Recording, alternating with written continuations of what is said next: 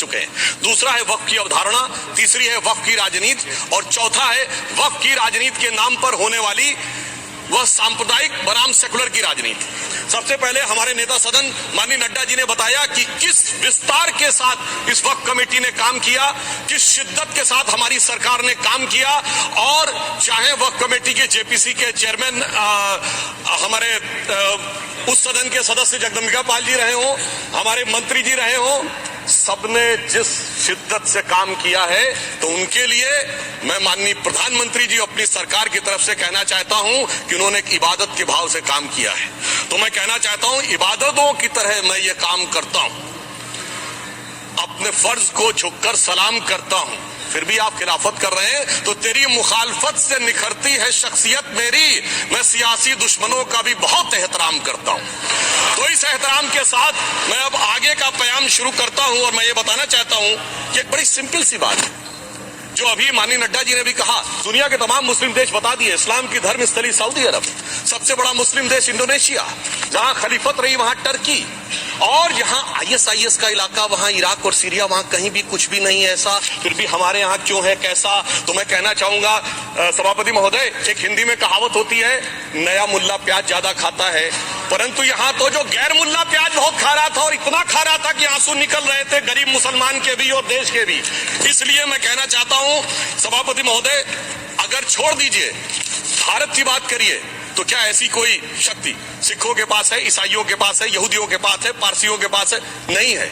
छोड़ दीजिए, इस्लाम के अंदर आइए। अगर इतना भाईचारा है तो ये सुन्नी वक्फ बोर्ड और शिया वक्फ बोर्ड अलग क्यों है मेरे भाई? जमीन पे एक दूसरे पे एतबार नहीं है, सिर्फ सियासत के लिए साथ में आने की बात है। ये भी जरा सोचने की बात है। और जो अकलियतों में भी अकलियत है, आगा खानी है, बाकी है, जो बोहरा है, उनकी तो कोई गिनती नहीं है। हमारी सरकार ने पहली बार मुस्लिम समाज के अंदर भी ईमानदारी से सबको समान प्रतिनिधित्व देते हुए एक नई सुबह के नए वक्फ का आगाज किया है। इसके लिए मैं सरकार को बधाई देना चाहता हूं। और सिर्फ ऐसा ही नहीं है, मुस्लिम समाज के अनेक लोग इस प्रकार के नियमों से बहुत प्रभावित हुए और बहुत प्रताड़ित हुए, जिसके अनेक उदाहरण बहुत लोगों ने बताए होंगे। मोहम्मदन एजुकेशन सोसाइटी कोल्हापुर का केस है, ईदगाह मैदान हुबली का केस है, जिसको सुप्रीम कोर्ट ने साफ साफ उसको हुबली धारवाड़ म्युनिसिपल कॉर्पोरेशन को वापस कर दिया। अनीसा अयासा वर्सेस तमिलनाडु वक्फ बोर्ड का केस है, तेलंगाना स्टेट वर्सेस मोहम्मद मुजफ्फर का केस है, हिमाचल प्रदेश वक्फ बोर्ड वर्सेस ख्वाजा खलीलुल्लाह का केस है, और सभापति महोदय ताजमहल पर भी दावा कर दिया गया। अब तो मैं पूछना चाहता हूं, और सुप्रीम कोर्ट ने अपने जजमेंट में कहा कि भाई शाहजहां के जमाने का लिखा फरमान लेके आइए, तब हम मानेंगे कि इस पे कोई दावा है या नहीं। आप सोचिए कि अगर ये वक्त का कानून इसी ढंग से चला होता तो क्या होता। अभी हमारे जॉन ब्रिटास जी और मनोज झा जी ने बहुत सारी बातें बोली थी। एक प्यास की बात बोली थी उन्होंने, उड़ीसा के ग्राम स्टोन्स का जिक्र किया था, तो उसमें तो कांग्रेस की सरकार सीबीआई की इंक्वायरी नहीं कर पाई थी। मगर जब ताजमहल का उल्लेख आता है सभापति महोदय, तो एक प्यास मुझे याद आ जाती है। जब शाहजहां जेल में था और दूर से उस ताजमहल को देखता था और उसे सिर्फ एक सुराही पानी मिलता था, और उसने औरंगजेब से कहा एक सुराही पानी और भिजवा दो, तो जानते उसने मना कर दिया। तो दुखी होकर शाहजहां ने फारसी में लिखा, ए पिसर तू अजम मुसलमानी, जे पिदरे जिंदा आप तरसानी, आफरीन हिंदुआन सदबार, जे देहंद पिदरावा मुर्दा देवम आप। मतलब तू कैसा मुसलमान है जो जिंदा बाप को पानी के लिए तरसा रहा है? तुझसे तो आफरीन 100 बार उन हिंदुओं को है जो पितृपक्ष में मरे हुए बाप को भी पानी देते हैं। और सभापति महोदय, मैं बताना चाहता हूं कि ये हमने ईमानदारी से मुस्लिम समाज के कल्याण के लिए बात की है, क्योंकि एक तरफ खड़ा हुआ है ईमानदार मुसलमान जो शराफत के साथ ईमान को गले से लगाए हुए है, और दूसरी तरफ कुछ चंद सरमाएदार हैं जो उस अमानत में खयानत करके शरारत के साथ उसके झंडा बरदार बनना चाहते हैं। तो ये मुकाबला किसके बीच में है? ये शराफत अली और शरारत खान के बीच में मुकाबला है। हमारी सरकार शराफत अली के साथ खड़ी है, हमारी गरीब मुस्लिम के साथ खड़ी है। ये गरीबों गुर्बत वाले गुर्बत अली और सरमाएदारे वाले गाजी खान के बीच का इलाका है। मगर मैं कहना चाहता हूं महोदय, एक बात मैं बहुत स्पष्ट रूप से कहना चाहूंगा, इन जरूरतमंद मुसलमानों की लड़ाई के लिए मैं कह सकता हूं कि ये गरीब मुसलमानों के दिल की कसक और कट्टरपंथी वोट के ठेकेदारों के मन की ठसक के बीच में हमारी सरकार ने उस कसक का साथ दिया है, जिसके लिए मैं मानता हूं गरीब और पसमानदा मुसलमान निश्चित रूप से उनका आभारी होगा।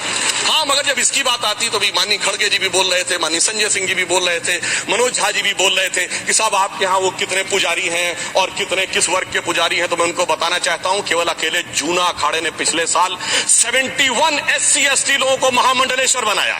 अरे आप तो हमारे सदन में बैठे हुए बाल योगी उमेश नाथ जी नहीं दिखते। वैसे तो कहा जाता है जात न पूछो साधु की, मगर मैं बताना चाहता हूं विश्व हिंदू परिषद के 50,000 से अधिक पुजारी ट्राइबल्स में जो शेड्यूल कास्ट है जो काम कर रहे हैं। मगर मैं हद अदब से पूछना चाहता हूं, बताइए मुल्ला मौलवी मुफ्ती मुकर्रम पारी हाफिज में से कितने पसमंदा है? उसमें कितने जुलाहा अंसारी खोसी बताइए मिरासी कितने हैं? बाकी छोड़िए, पसंदला बोर्ड में है क्या? अरे वक्फ बोर्ड में है क्या? इसीलिए मैं कहता हूं खुद मियां फजीहत दूसरों को नसीहत। अगर ईमानदारी से बात करनी है तो उस पर आगे। मगर मैं एक बात और कहना चाहूंगा कि हमारी जो सरकार ने नाम दिया है इसको उम्मीद नाम दिया है, और ये उम्मीद है किसके लिए? उस ईमानदार मुसलमान के लिए और देश के हर खास आम के लिए ये उम्मीद है। मगर सभापति महोदय, कुछ लोग वो हैं जो उम्मा का ख्वाब पाले हुए थे। उम्मा शायद हमारे बहुत से लोग समझते हो ना समझते हो, पूरी एक एंटायर जो इस्लामिक खलीफत और राज होता है उसको उम्मा कहते हैं। उम्मीद वालों को तो उम्मीद की नई रोशनी दिख रही है, उम्मा वालों की उम्मीद पे पानी फिर रहा है। तो ये उम्मीद और उम्मा के बीच का भी मामला है। परंतु मैं ये भी कहना चाहूंगा सभापति महोदय, इसके बाद सिर्फ ऐसा ही नहीं था। प्रॉपर्टीज के ऊपर तमाम सरकारी प्रॉपर्टीज पे, जिसमें बहुत डिटेल में हमारे साथी लोग हैं, मैं डिटेल में नहीं जाना चाहता। भोपाल का विषय, हैदराबाद का विषय, मुंबई का है, लखनऊ का है, पटना का है, बहुत प्रकार से है। माननीय लालू प्रसाद यादव जी का विषय जब बताया गया था तो बहुत ज्यादा हमारे मनोज झा जी बोल रहे थे, तो हम मैं उसके डिटेल में नहीं जाना चाहता हूं। सबने वो वीडियो देखा है। बस एक लाइन में उनके लिए कहना चाहूंगा, वो कुछ भी बोल रहे हैं, इसे कहते हैं बिगड़ी बात बने नहीं, लाख करो किनकोए, रहीमन बिगड़े दूध को मथे न माखन होए। अब जो बोलना था वो बोल चुके, सबके सामने वो आ चुका।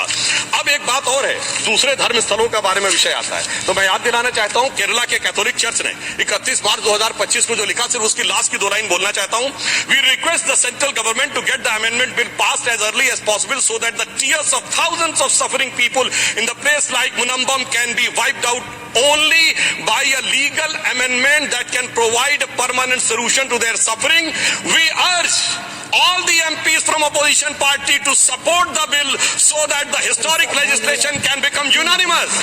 मगर सभापति महोदय, ये अल्पसंख्यकों की बात करने वाले जब अल्पसंख्यक की बात आती तो तराजू पे तोलते हैं, किसका वेट ज्यादा है, किसकी धमक ज्यादा है, किसकी खनक ज्यादा है, फिर तय करते हैं कि माइनॉरिटी के साथ आना है, किस माइनॉरिटी के साथ नहीं आना है। और मैं एक और बात कहना चाहता हूं, तमिलनाडु के तिरुचेरी मंदिर की बात आई, यमुनानगर में गुरुद्वारे की बात आई, केरल में क्रिश्चियन कम्युनिटी की जमीन की बात आई। बहुत सारे लोग प्लेसेस ऑफ वर्शिप के एक्ट की बात करते हैं, तो as per places of worship act Tamil Nadu का मंदिर का तो स्टेटस नहीं चेंज हो सकता भाई। 15 अगस्त 47 के बाद किसी प्लेस ऑफ वर्शिप का स्टेटस नहीं चेंज हो सकता, तो वक्फ बोर्ड को क्लेम फॉरफिट कर देना चाहिए, because it is in contrast to the places of worship act. परंतु अब सुनिए, यही गुरुद्वारे के बारे में भी होना चाहिए। मगर सभापति महोदय, चाहे वक्फ बोर्ड का एक्ट हो, चाहे प्लेसेस ऑफ वर्शिप एक्ट हो, एक ही को फायदा होना है, जिसे कहावत में कहते हैं खरबूजा छुरी पर गिरे या छुरी खरबूजे पे गिरे, आखिर में कटना भगवे रंग के खरबूजे को ही होता है। अब मैं ये भी बताना चाहता हूं कि इन संपत्तियों के द्वारा जो कुछ हुआ, उन्होंने इतनी चीजों को लिया है, इतनी चीजों को लिया है। एक पुराना उर्दू का शेर है कि मिटे नामियों के निशान कैसे कैसे, और ये जमीन खा गई आसमां कैसे कैसे।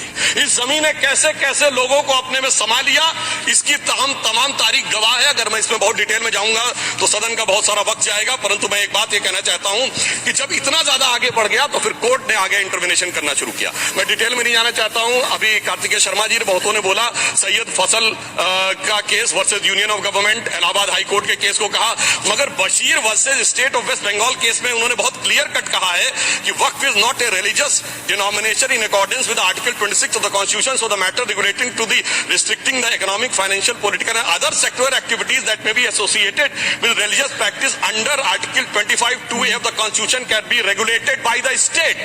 तो मुझे लगता है अब इसके बाद कोई किंतु परंतु का स्कोप नहीं रह जाना चाहिए। परंतु उसके बाद सभापति महोदय, जो कानून को न माने, जो कहे संविधान को नहीं मानेंगे, और जो ये कहे कि साहब अदालत के आदेश को भी नहीं मानेंगे, तो फिर इसका मतलब उसके मन में तो एक ऐसी बादशाही आ गई है। इसके लिए मुझे सभापति महोदय, वो पुरानी वाली फिल्म अगर लोगों को याद हो, मुगले आजम का वो सीन याद आता है कि जब अकबर ने अनारकली को कैद कर लिया तो सलीम कहता है, जब्त मैं करूं जिसकी की जमीन वीरान हो गई है, जब्त वो न करे जिनके सिर्फ शौक के बाद चाहत को ठेस पहुंची है। ये जिल्ले इलाही की बादशाही नहीं बल्कि खुदाई है। मैं कहना चाहता हूं, जो संविधान को न माने, कानून का न माने, इसका मतलब वो अपनी खुदाई में जी रहा है। तो ये वो लोग हैं। और वैसे मैं सभापति महोदय, खुदाई से आजकल बहुत से लोगों को डर लगता है, क्योंकि जहां जहां खुदा है वहां वहां भगवान है, जहां जहां खुदा है वहां वहां भगवान है। बाकी आप सब बहुत बुद्धिमान हैं। अब मैं ये भी बात कहना चाहता हूं, और वैसे आखिर में उस अनारकली को कैद से छुड़ाने के लिए सलीम का एक हिंदू साथी दुर्जन सिंह ही आया था। मैं कह सकता हूं कि वक्त की इस मुकद्दस जमीन को अगर कैद करके रखा है तो उन चंद लोगों ने, जिनके दिमाग आज भी उन चीजों में भरे हुए हैं कि कोई समझता हम तो किसी जमाने में हुक्मरान वक्त थे, कोई कहता हुजूर नवाब थे, कोई कहता बादशाह आलमगीर थे, कोई कहता है बादशाह गाजी जिंदा पीर थे। तो नदीमुल हक साहब ने जो बोला था ना, किसी के बाप का हिंदुस्तान थोड़ी है, बिल्कुल मैं कहना चाहता हूं, जिन्होंने इस देश के लिए खून बहाया उनके बाप का हिंदुस्तान है, उस गरीब मुस्लिम कारीगर के बाप का हिंदुस्तान है। पर जो ये कहते हैं कि आगरे का लाल किला किसके बाप ने बनवाया, आगरे का किला किसके बाप ने बनवाया, दिल्ली का किला किसके बाप ने बनवाया, हैदराबाद का चार मीनार किसके बाप ने बनवाया, उसके बाप का ये हिंदुस्तान नहीं है। और उसके बाद भी जो आप करना चाहते हैं, अगर इस रास्ते में आप कांटे बिछाना चाहते हैं, तो उनके लिए एक लाइन कहना चाहता हूं सभापति महोदय, तेरी तमन्ना है पर हम खार न बोने देंगे, खार कांटों को कहते हैं, तेरी तमन्ना है पर हम खार न बोने देंगे, तुझे हम राह की दीवार न होने देंगे, तू सबको रौंद कर आगे जो निकलना चाहे हम तेरी इतनी भी रफ्तार न होने देंगे।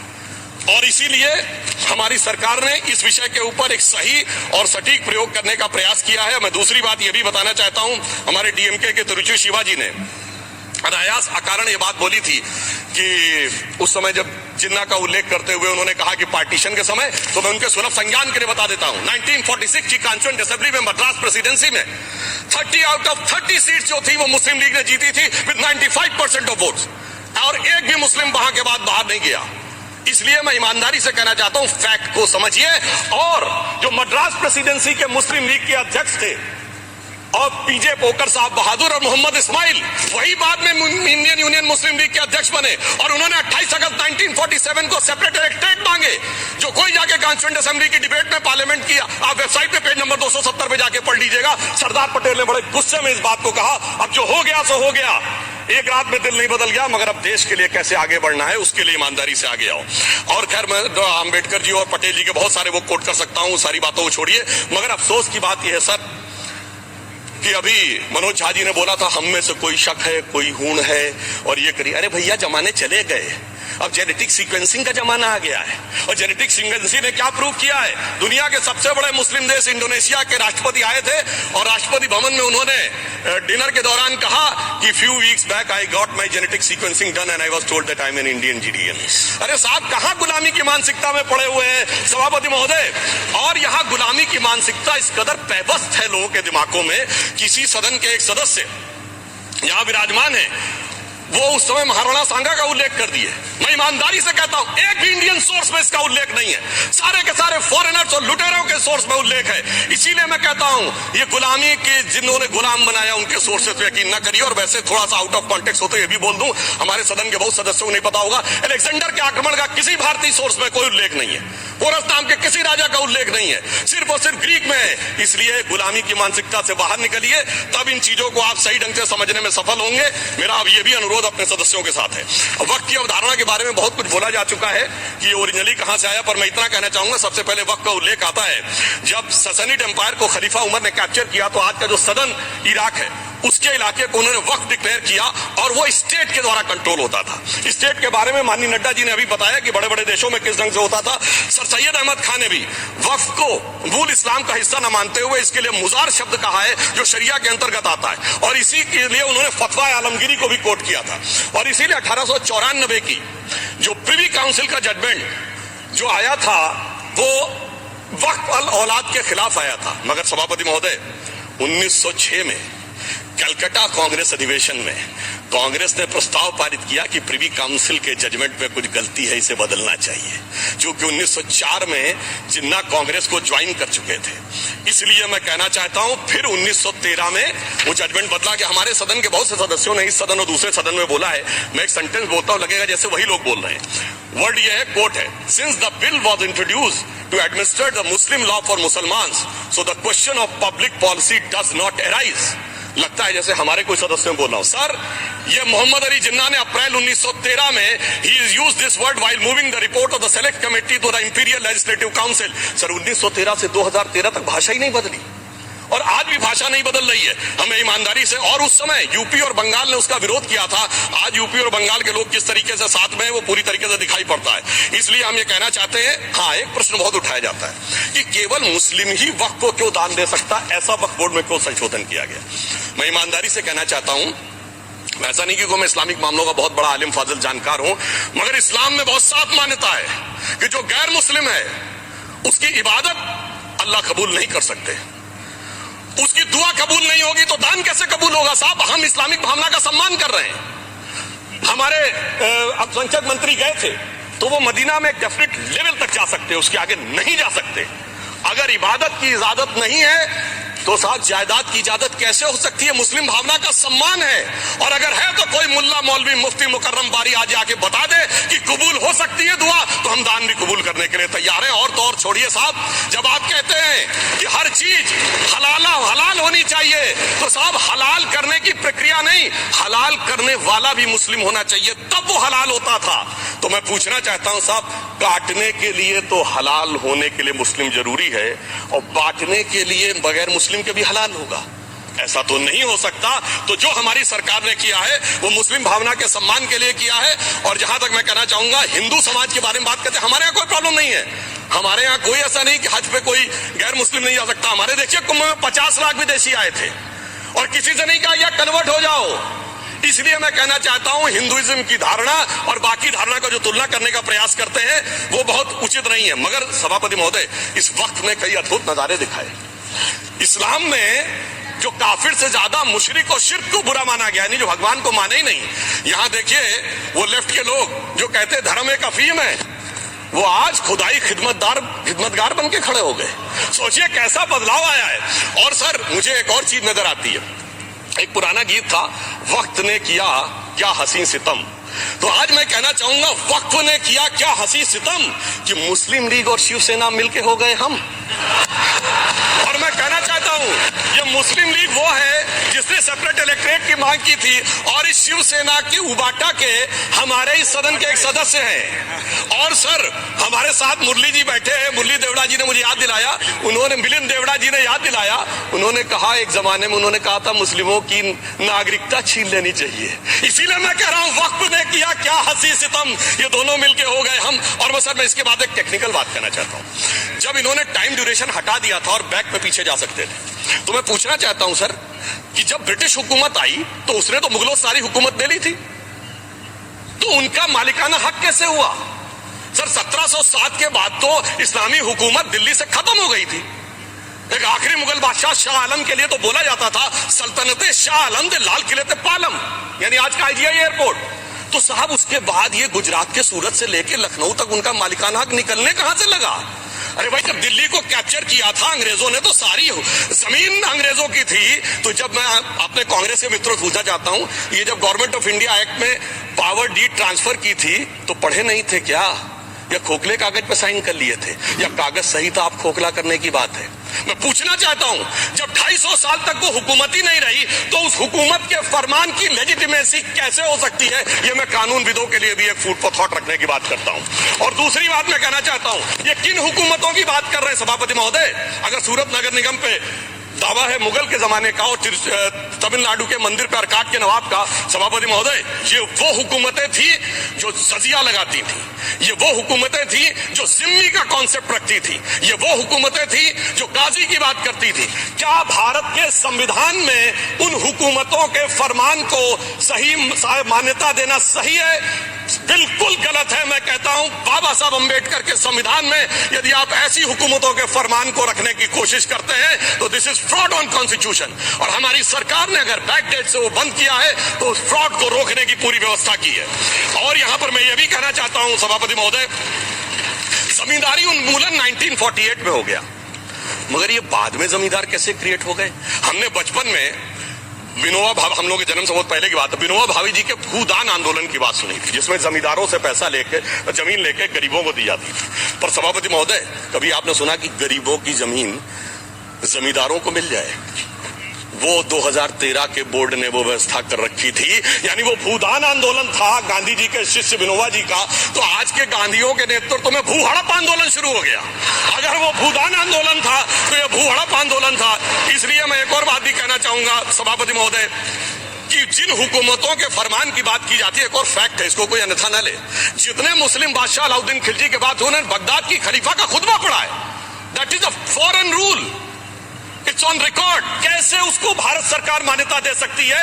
इसलिए मैं कहना चाहता हूं जरा सा गौर से देखेंगे तो हकीकत आपके सामने आ जाएगी। और क्या कभी किसी ने कल्पना की, किसी क्रिश्चियन ने तो नहीं कहा कि इंडिया गेट हमारा है, गेटवे ऑफ इंडिया हमारा है, और चर्च नहीं सही फिर भी चर्च गेट हमारा है? तो फिर ये केवल किसी एक के दिमाग में क्यों आती है? हमने जो इवैक्यू एक्ट के तहत दे दिया था पाकिस्तान के गए लोगों को, क्या हमारे जो सिख और हिंदू भाई आए थे उनकी जमीनें मिली? अरे महाराजा रणजीत सिंह की राजधानी लाहौर थी और काबुल तक था राज, तो क्या उन्होंने जमीनें नहीं दान दी होगी गुरुद्वारे और मंदिरों को? वो मिली? अरे वो तो छोड़िए, ननकाना साहब और करतारपुर साहब तक नहीं मिला था।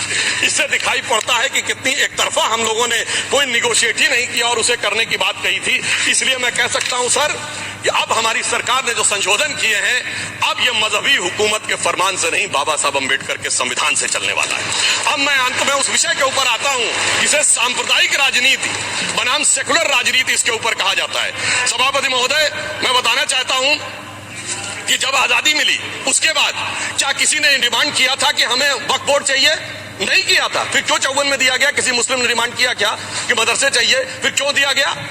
मुस्लिम समाज तो राष्ट्र की मुख्य धारा में आने को तैयार था, इसीलिए यूसुफ खान, दिलीप कुमार के नाम से आने में उन्हें कोई प्रॉब्लम नहीं थी। महजबीन बानो को मीना कुमारी के रूप में आने में प्रॉब्लम नहीं थी। मुमताज बेगम को मधुबाला बन के आने में प्रॉब्लम नहीं थी। हामिद अली को अजीत के रूप में आने प्रॉब्लम नहीं थी। मगर और मैं यह भी बताना चाहता हूं, मुस्लिम समाज में बहुत बड़ा तबका उस समय इस बात को सोच रहा था, और अभी कपिल सिब्बल साहब बोले, ये उस चीज के वकील नहीं, इन्हें पता होना चाहिए, पता होगा कि सुन्नी सेंट्रल वक्फ बोर्ड राम मंदिर में 1961 में मुद्दई बना है। 12 साल के बाद, क्योंकि के मोहम्मद ने लिखा है कि एक बहुत बड़ा तबका था जो ये मानता था कि हमें इस चक्कर में नहीं पड़ना चाहिए। मगर अफसोस कि वही लेफ्टिस्टों, सेकुलरिस्टों ने उनको समझा कर इस मुकाम तक लाकर खड़ा कर लिया। अब यहां मैं एक और बात कहना चाहूं, घर छोड़िए उन सरकारों ने बाद में क्या दिया, मगर उसके बाद सुनिए, इंदिरा जी के जमाने में मुस्लिम पर्सनल लॉ बोर्ड आया, तो राजीव जी के जमाने में शाहबानो केस आया, तो नरसिम्हा राव के जमाने में 95 का एक्ट आया, तो मनमोहन सिंह जी के जमाने में 2013 का एक्ट आया, मगर इलाज नहीं निकला। तो इसे एक शेर में कहूंगा कि मरीजे सेकुलर इश्क पर लानत खुदा की, मर्ज बढ़ता गया जो जो तौबा की। अब मैं सभापति महोदय एक और बात कहना चाहता हूं, शुरू के 20-25 साल में मुस्लिम समाज के बारे में मैं कहना चाहता हूं। आज जब आजादी मिली तो मुस्लिम समाज के प्रतीक कौन थे? उस्ताद बिस्मिल्लाह खां, उस्ताद फरीदुद्दीन डागर, उस्ताद बड़े गुलाम अली, उस्ताद जाकिर हुसैन, जिनकी अभी कुछ दिन पहले डेथ हुई, बड़े बड़े नगमा निगार हसरत जयपुरी, मजरूर सुल्तानपुरी, साहिर लुधियानवी, कैफी आजमी, जोश मलियाबादी, जिगर मुरादाबादी। अब सर क्या हो गया? तब मुस्लिम समाज इन अदब के शाहकारों के साथ जोड़ा जाता था। आज मुस्लिम समाज का नेतृत्व किन लोगों के साथ जोड़ता है? इशरत जहां, याकूब मेनन, मुख्तार अंसारी, अतीक अहमद, दाऊद इब्राहिम। कौन जोड़ रहा है ये? तब से सर, जब से ये सेकुलर हो गया देश 1976 से और सेकुलर सियासत शुरू हुई, उसने ले जाकर इनको इस मुकाम तक पहुंचाया। और इस वक्फ बोर्ड के बिल में भी जो बात कही जा रही है, सर मुस्लिम समाज को यह समझाया गया कि तुम्हें बीजेपी वालों को तुमसे बड़ी अदावत है, और कहा गया इनको बड़ी मोहब्बत है। जब यह देश आजाद हुआ, मैं उत्तर प्रदेश का रहने वाला हूं, उत्तर प्रदेश में 1931 की संसद में 8% रेट ऑफ लिटरेसी थी और सैयद मुसलमानों में 24% थी। यूपी की ब्यूरोक्रेसी में 20% थे। आज कहां चले गए सब? मैं एक लाइन में कहना चाहूंगा, ये अदावत और मोहब्बत की सियासत में ऐसे फंसे कि किसी को किसी की मोहब्बत ने मारा, किसी को किसी की अदावत ने मारा, मगर इस शराफत अली को सेकुलर सियासत ने मारा। और मैं सभापति महोदय एक और बात कहना चाहता हूं कि चलिए बोलिए। Fauzia Khan, please please one second, mike is there. Yes, ये बोल रहे हैं मुस्लिम समाज आज का इशरत जहां और फलाना टेररिस्ट के साथ नाम जोड़ रहे हैं। ये बिल्कुल आरोप है सर, इसको एक्सपंज करना चाहिए।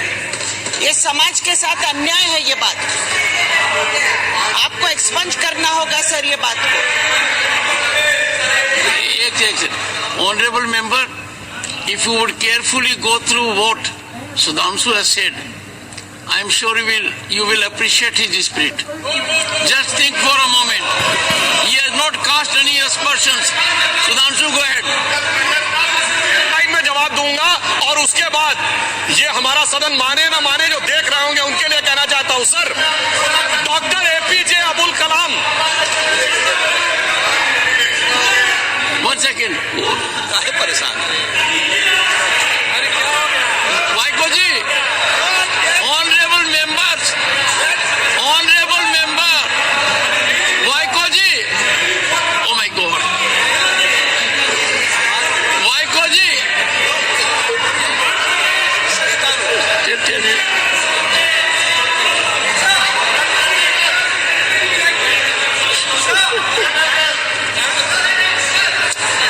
Honourable HM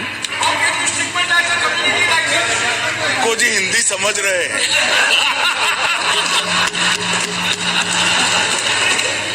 One second. Fauziya Khan. One second. First, I think. One second. Sir क्या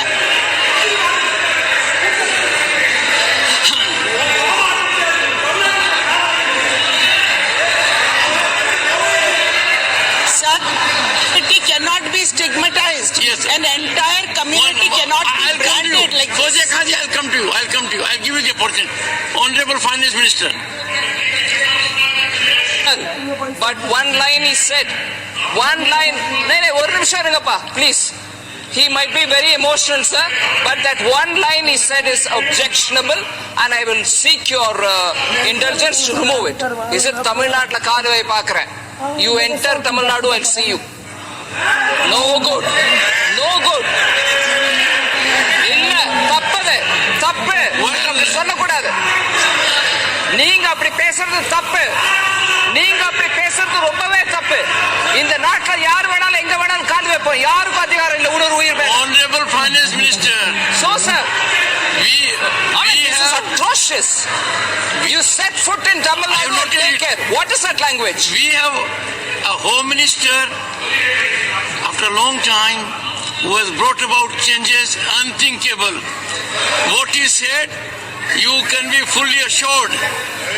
Yes, Honorable Home Minister. Yes, Jairam ji. Please, if the Yes, Honorable Finance Minister Honorable Member. has found a statement objectionable, Jairam ji, the statement of the Honorable Member stigmatizing a whole community is objectionable. दूसरा कहा अतीक अहमद किस party से थे? India alliance की। दूसरा कहा अंसारी किस party से? कांग्रेस और इंडिया अलायंस के। ये सारे नाम आपके साथ जुड़े हैं भाई। उल्टा उन्होंने तो मुसलमान कम्युनिटी से तो ढेर सारे शायरों का नाम दिया जिन्होंने साहित्य की सेवा की और ढेर सारे साहित्य की रचना की। Sudhanshu, he is not yielding now. सबसे पहले मैं तमिलनाडु का जवाब देना चाहता हूं।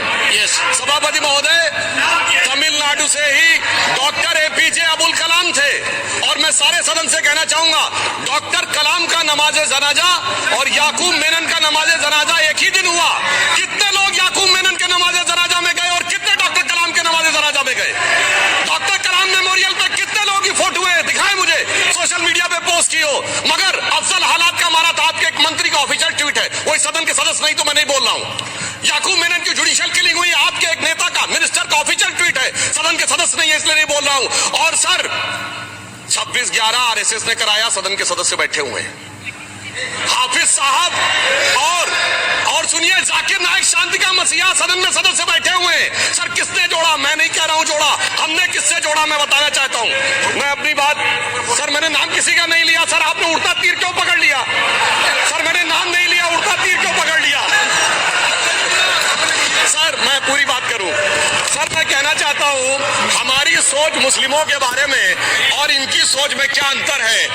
देखिए जिन्होंने मुस्लिम हिस्ट्री नहीं पढ़ी उन्हें मैं बताना चाहता हूं। एक दो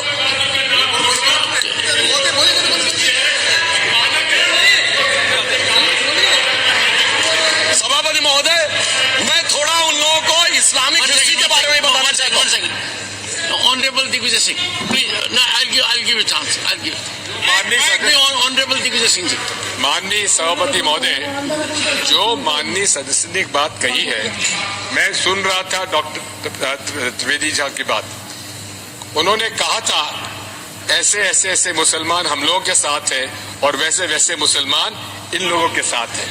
बात यह है कि आपने जिस तरह से इस पूरी बात कही है ये घोर आपत्तिजनक है, अपमानित करती है, और जो माननीय सदस्य ने भी मेरे बारे में भी कहा है मैं उनकी निंदा करता हूं।